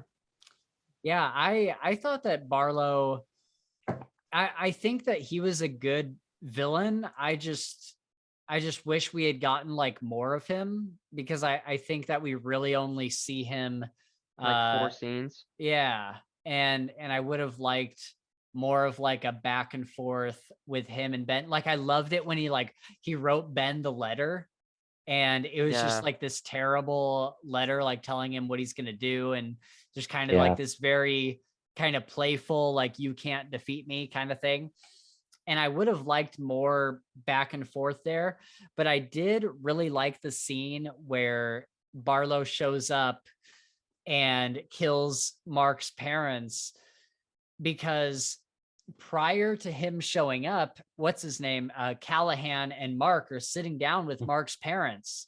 And dude, if you go back and read this, the way that King wrote that scene is so incredible, because we know from like vampire fiction that vampires are extremely fast. And whenever they show up, things happen, things escalate very, very quickly. Right. And so literally one sentence, Callahan is sitting at the table talking to Mark's parents. The very next sentence, because everything happened so fast. And so instead of Stephen King saying, then Barlow came through the window super fast, and Callahan went to the other side of the kitchen and raised his cross. It was Callahan is talking to the parents. Callahan has his cross raised up across the kitchen. It was that fast. Yeah. And it gives you like this mental image of everything happening so quickly. And I really, really loved that narrative decision to do that, because it felt you could feel that everything was just happening right now. Like that was so cool. chaotic and intense. Exactly. Chaos. All right, so let's we've kind of already talked about it. Let's go into talking about like some of our favorite moments and quotes. The one that I really want to address is the one near the beginning where somebody's talking about Floyd, the guy that Susan is dating at the beginning of the book. And somebody says, Floyd can crap in his hat and wear it backwards for all I care. And dude, I actually laughed out loud. Well, that's just so out there, dude. Yeah. Like, where have you ever heard that saying before? I know. Ever? What a way to say it. I think that was the sheriff, wasn't it? He was He was totally sitting on the front steps watching everyone go by. It's like yeah, I really loved that. Floyd can crap in his hat and wear it backwards. It's such like a visceral image of just like shit being in your hat and you not knowing it and like putting it on your head. Like, oh, it'd be terrible. So we get a lot of these quotes, especially in like the first half of the book. Dude, things are described extremely sexually so many times, like in such graphic detail. And there's this one where there's some guy sitting at a bar. I forget who he's talking about, but it says he sat there keeping an eye on his secretary's jahoobies. And I was like, what? Another thing I've never heard before. I was like, I think it was the sheriff looking at his secretary or something. And I was like, I've never heard that term before. And that is so funny. But also you could never write that in a modern book. Like there's no way you could get away with that. I thought it was so funny. There were so many moments of that where I was just like, oh man, like I think even at the end of that chapter, he's like, so he went back to looking at his secretary's jahoobies. It's like, okay. There was some term that was like he kept his eyes clapped to her jahoobies or something like that. I was like, what the fuck? So we get this quote that I thought was really interesting. And the note I have here, one part of it I'm actually wrong about, but the first part, when Ben kills Susan, right before he stakes her, he says, "God forgive me." Oh, yep. Dude, Mick, have you read the Dresden Files? I'm on Summer Night. Okay. Oh, okay. Yeah. Okay. So I don't. We can't haven't say got anything as far more as then. Yeah. You will find out. Yeah. So I'm not going to spoil anything, but we know that Jim Butcher pulls a lot of things from famous works like Stephen King books and, from like lore in general about various things. A lot of his stuff from the Fae is like what you're on Summer Night. A lot of that is from A Midsummer's Night Dream. What's the Shakespeare story? Okay, cool. Midsummer Night's Dream. Yeah.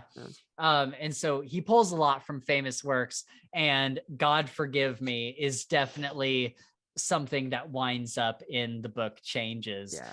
And as soon as I heard that, I was like, oh, I'm like, that's definitely, I'm like, Jim Butcher definitely pulled that. That's cool. I didn't know that about Dresden. So I'll have to keep a lookout and see. Yeah, it was super cool when I heard that, especially in that particular scene. I was like, oh fuck.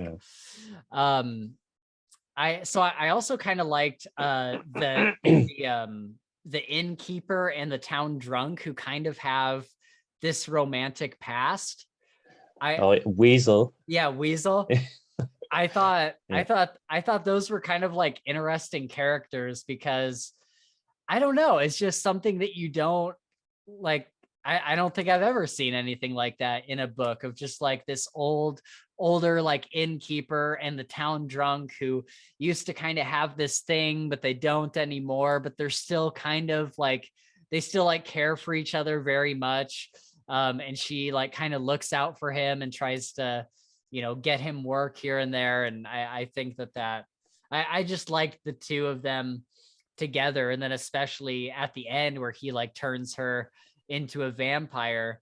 Really that whole end sequence where we see like this big chain of events, like the bus driver coming out with his tennis racket, and all the kids are on the bus and they're all vampires. He thinks they're just like messing with him, like pulling some prank. And he's like, get out of my bus. And they're like, oh, buddy, you're about to get fucked up. Like, can I just say that bus driver is like the biggest dickhead yes ever. Oh yeah, yes, for sure, dude, absolutely. Like he made them walk for like a week because they passed I the know, note. I know. Or if they stood up or some shit even for a second. Yeah. Like, come on. Yeah. Well, he made the one kid, he dropped the one kid off early for like a week because he put shit on his chair. And he was like, I've had enough of this. He's like, you're walking home. I'd probably do the same thing, honestly. That one I can understand. Yeah. But yeah, overall, he was a dick. Man. I love the quote. I have one ahead. here. Sorry if you don't mind. Go for it, please. So it was from I think it was Father Callahan said, he was like, God grant me the serenity to accept what I cannot change, the tenacity to change what I may, and the good luck to not fuck it up. Yeah. Yeah. So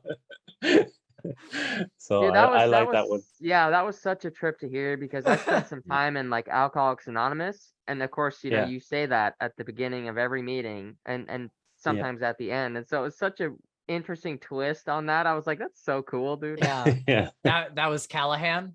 Yeah, I think so. Great. I think so. That's awesome. I love that. I was expecting it to be some holy kind of scripture or something. The first like two sentences was right, and then it was just awesomeness after that. Yeah. Yeah, I honestly would I would really love more with Callahan, especially because while I was reading this, I was thinking I would really love to find a book where you have a priest character much like Callahan, where he's kind of like this priest, but he has like a conflict of faith, and maybe he's an alcoholic or whatever, and then he goes on to become like this badass like vampire hunter. That'd be cool. I don't know if you guys have read the comic or seen the TV show Preacher, but that's kind of what that was, and I really enjoyed that. And so I would love a book with Callahan or another character like him, where it's basically like this priest turning into like a Van Helsing kind of thing. I think that'd be super cool. That would be cool. Kind of like says that in Mistborn Era 1. Yeah. He goes through that kind of Yep. self-doubt and stuff Definitely. during the second book, and then for no sure. spoilers, but he goes. He becomes a really cool character. Yeah. What did you guys think of the scene where the dude catches his wife having an affair? That was intense, man. Dude. That was like eerily intense for me. Because so of course, like when you get that situation, there's a certain expectation that you would think would happen, right? Like some anger. Like anger should be there. And so when he walks in and catches this thing, he was just serenely calm the whole time. I mean, this guy was fucking ruthless, dude. He's like, get on your knees, put this fucking shotgun. Like, of course, he was like, will you please put the, it's just crazy weird. Yeah. It was like, smiling the whole time. Yeah, it intimidated me a lot, dude. I was like, holy crap. That's the kind of guy that I would watch out for in life. Like, I would be afraid to be around him. Yeah, exactly. It's not the loud ones, right? It's like the quiet, exactly. The quiet, confident ones. Yeah. At first I was like, I was like, oh wow, this is kind of a hot sex scene, honestly. And then of course when he comes in, I was just like, You're like, oh shit. oh Yeah. fuck. Yeah. And dude, it was just like that was fucking gnarly, dude. wild, dude. He I puts, thought for sure that he was gonna kill the guy. Like Yeah. I thought for sure he was gonna Yeah. blow his brains out right there. I actually didn't have the gun loaded. Yeah. So I thought yeah. I thought he pulled was the dead, trigger and then it he was and then I was like, wait, I thought he just got shot in the head. Like, yeah. yeah. When he pulled the trigger, it clicked on like an empty chamber. I'm like, what? Yeah. I'm Yeah. like, and like it's building all this suspense I for like know, minutes yeah. before that happens. And I was just, as soon as it clicked empty, I was just like, oh, like, Yeah. oh man, Like, it was a breathe. really, Yeah. really good scene. I really liked it a lot. Yeah, I did too. You know, is it ever cleared up with the original owners? Like, is it Hubie Marston? Mm-hmm. You know, when Ben sees him hanging from the rafters when he's Yeah. a kid, does it ever explain, like, was that actually him, or was that I don't a think vision? so. I think he has it comes into play again where I Yeah. think he's talking about Barlow, where he's like running and he's afraid if he turns around he'll see Barlow like hanging and his eyes will open. But I Yeah. don't Yeah. think it ever gets explained if it's actually something that he saw or not. Yeah. At least not that I heard. Yeah, that was a bit weird, wasn't it? Because it's like, Yeah. because I don't know if it was meant to be like the kid that he saw was like a vampire, or if it was just that house has like supernatural Yeah. energy, Yeah. or what it is. But yeah, that was kind of odd, wasn't it? It Yeah. was kind of a cool setup though, you know, like that was like you know, I feel like that was one of his main reasons of coming back to To kind of Salem's deal with his Lot was to kind of demons. Yeah. face that fear and then also like write about it to also express the fear that he felt when that happened. Yeah. Maybe. Yeah, for sure. Because I can imagine seeing that as like a 12-year-old kid, Dude, how scarring. scary that would be. Yeah. Oh Yeah. yeah, Be terrifying. for sure. So I got one more final moment. Do you guys have anything else that are any of your favorite scenes from the book or anything? Yeah, I think we covered all mine. One that we didn't really we kind of mentioned, but was the bully scene with Mark. I just thought that was kind of a badass moment when he just Yeah. Yeah, fucking, that was cool. 'cause the way that this bully's like building himself up, he's like, you know, I'm 120 pounds. I can feel the earth tremble when I walk Yeah. and Right. all this Yeah. stuff. And then Mark Yeah. just fucks him up and he's like Yeah. crying. He's like, Uncle, Uncle, Uncle. I was like, that was pretty Yeah. dope. Yeah. Yeah, that was cool. Yeah. Mick, any other final scenes you loved? No, I think we've covered Yeah. the majority. I did like the end, how they Yep. at the very end, right, how they kind of set the fire again, Yeah. like the Great Fire, is it Yeah. 51 or something like that, and like Yeah. get them all out of their hiding places, and tomorrow we'll come back and Yeah. kind of set the town free, I guess. Yeah, that's the one I was gonna mention too. Is I loved how like they get out of Dodge, the whole town goes to shit. Like basically the whole town is just like vampires now. Yeah. Yeah. And they come back and they start another wildfire, hopefully to kill most of them, but also some of them will flee. Yeah. And get out of there, and then they're going to go hunt them down. And I really would have loved I really would have loved like a sequel. And I think that Stephen King was talking about doing a sequel, but by the time he was going to write it, I think he had kind of realized that a lot of his sequels were not super good. At least that's what a lot of the community says. I've only read the 2 books, but a lot of people don't like his sequels. And I think he was starting to realize that. And so he decided not to go on with it. But I would have loved to have gotten more with Ben Mears and Mark and kind of see where they went from there. And, you know, I just want to know like what happened to them. Like, did they continue to hunt vampires and stuff for the rest of their lives? Like, did they find a new kind of dark calling to do all this stuff? And so I would have loved to have seen that, but I did like the end there where they're like, that's like what a dark ending. Like that's just how it ends. Yeah. They just go back to the town and they set it on fire, and everybody besides them and Callahan is dead, and Callahan is a thrall. Yeah. And I'd also Yeah. be interested to see, because Callahan was Barlow's thrall. And so now that Barlow's dead, it'd be interesting to see what that makes of Callahan. Does he have some supernatural powers now without Yeah. the thrall? He's got kind of independence. Yeah. Yeah. So yeah, if I ever get through the Dark Tower series, it'll be interesting to see how he turns back up, and kind of what happened to him. But I really would have loved more with Ben. I think he was definitely like my favorite character. So yeah, I don't know about on the audio, but my copy has some deleted scenes at the actual end of the book. It's about 70 pages. Really? Oh, wow. So what did it say? I haven't read them yet, so I just okay. I got to the end of the actual story just for this, and then I said I'll go back and see what the deleted scenes actually are about. Interesting. So I'll let you know. Yeah, let us know, for sure. definitely. Definitely. Sweet. All right, so as we kind of go into final thoughts and we wrap up here, will you keep going with Stephen King? I think my answer is that I will be open to like trying one more of his books, preferably a more modern one. And if that doesn't stick the landing, if I'm still kind of feeling, not hating it, but not loving it, but somewhere in the middle, if I'm still kind of feeling that I may kind of just set King aside, and I'm more of like a Dean Koontz fan, because I think his stories are extremely fast paced. They always have some sort of twist ending. And so far, that's not what I've experienced with King. But then again, I've only read these two, and they're both like very early works of his. So probably the next King book that I'll read is that 11/22/63, and see how that lands for me.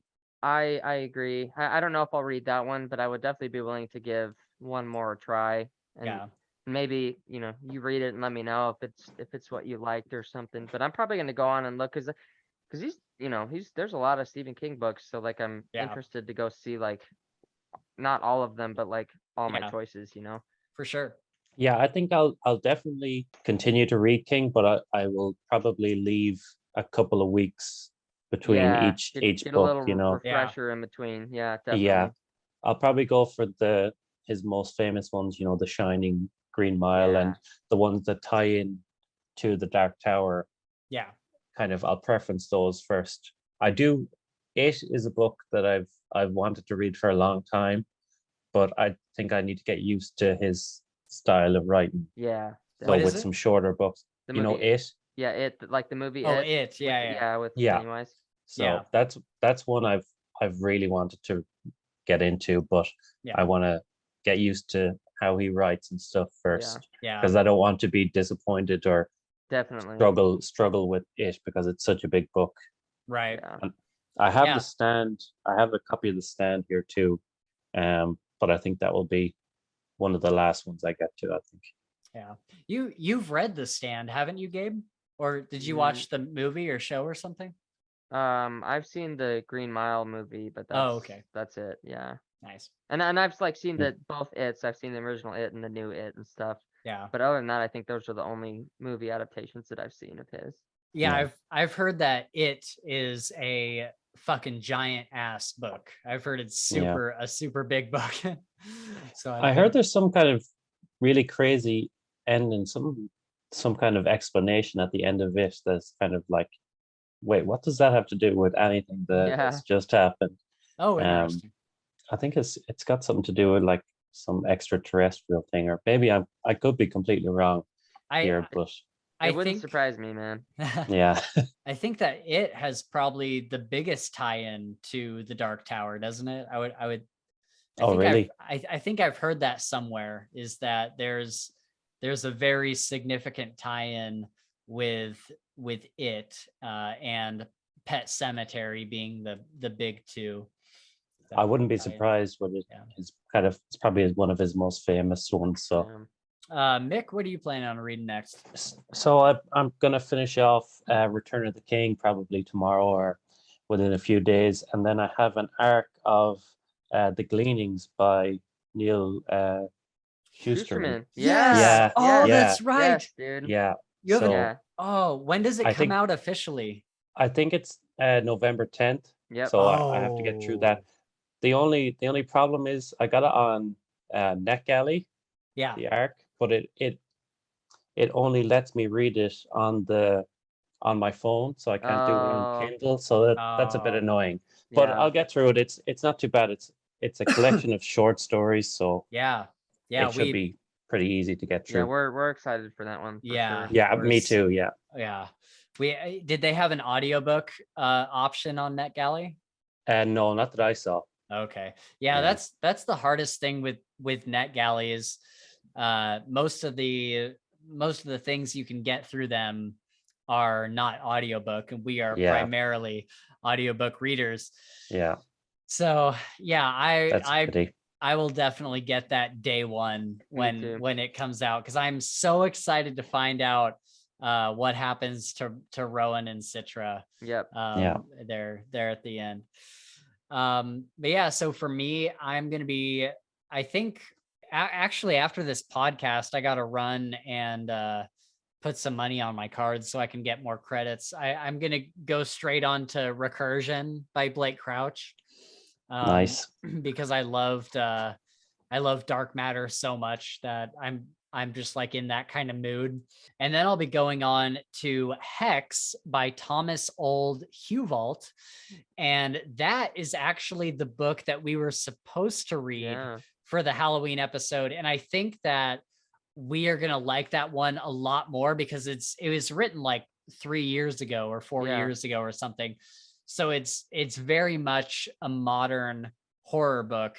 And people who have done reviews for it are saying that it's like one of the scariest books that they've ever read. Wow. And apparently it's about this really like just ghostly kind of ethereal witch that haunts this town, and just does like really like brutal, like torturous stuff to the people inside the town, and they're all kind of her thralls and stuff. And nobody can leave the town. And so anytime new people come to visit the town, there's people that are like, go away, like you don't want to be here. And it just sounds really, really interesting. It does sound cool. Yeah. You know, I think that I'm just really in the mood for just a good horror book. And Alex from Tall Guy Reads, he's going to be joining us for that episode sometime, probably mid-November or late November.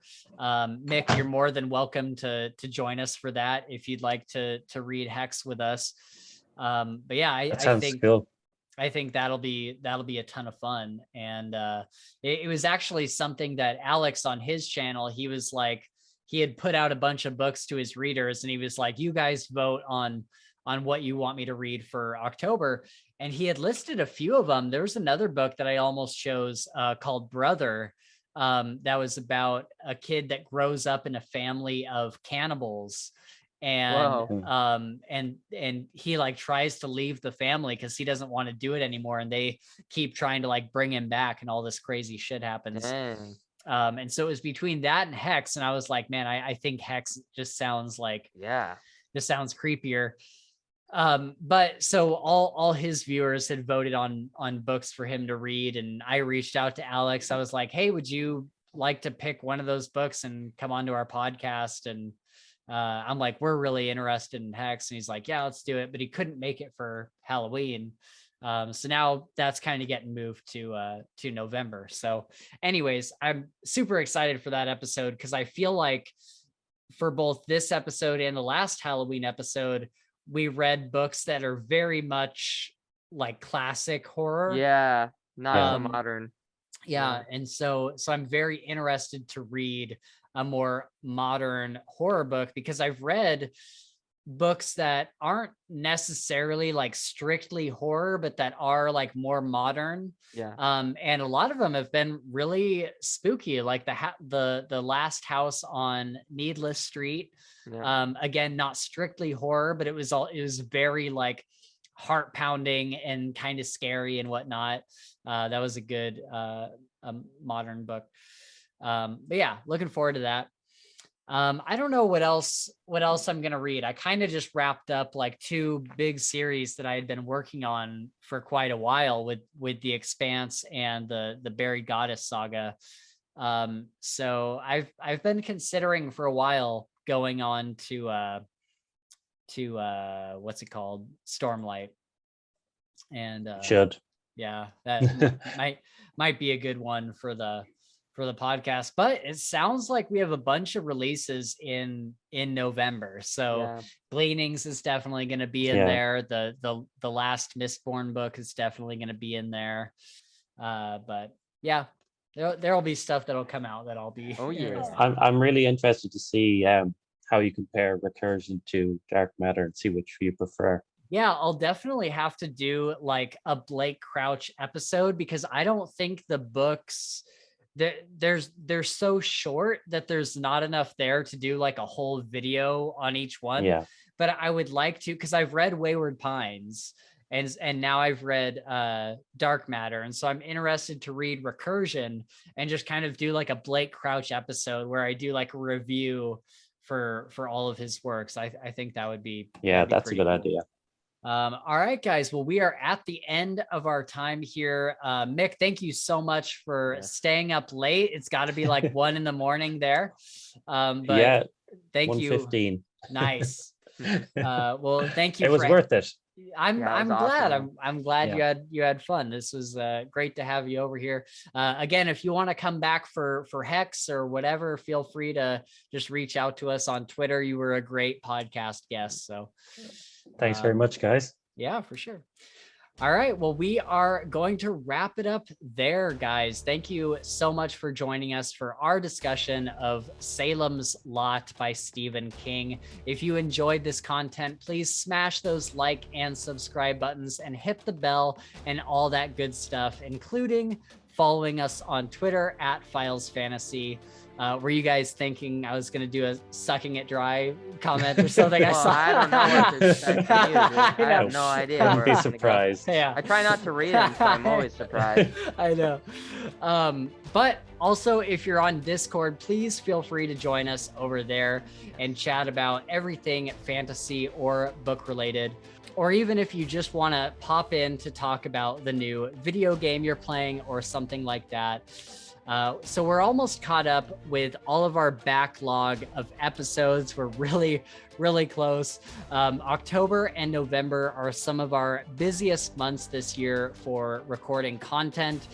So strap in while I go through the list of upcoming content. Next week will be the discussion I recorded with Jim from Fantasy for the Ages about his first read through of the Night Angel trilogy. And then I think after that will be our King's Dark Tidings 5 deep dive episode with all 3 co-hosts. That'll go up next week that'll go up next week if we can get it recorded this week that this goes up. It's weird because when this goes up, it's a week from when I'm actually saying this. I got you. They know too. Yeah. At some point soon, we'll also be doing an episode with Alex from Tall Guy Reads. I just talked about this, talking about Hex that I mentioned earlier. And I believe after that, we'll probably be talking about the new Mistborn book, which releases sometime in November. And then another Creators Corner episode with Craig from the Legendarium. And we're also doing one with Mike from Mike's Book Reviews sometime in November. And then I guess at some point in the middle there, we'll have to talk about Gleanings, because I totally forgot that was coming out. Yeah, so stick around if any of that sounds interesting to you. We also have stuff planned for our second channel, as well as a bunch of YouTube shorts and stuff like that. I'm really glad that's even still a thing. And until next time, I have to go crap in Gabe's hat. Goodbye.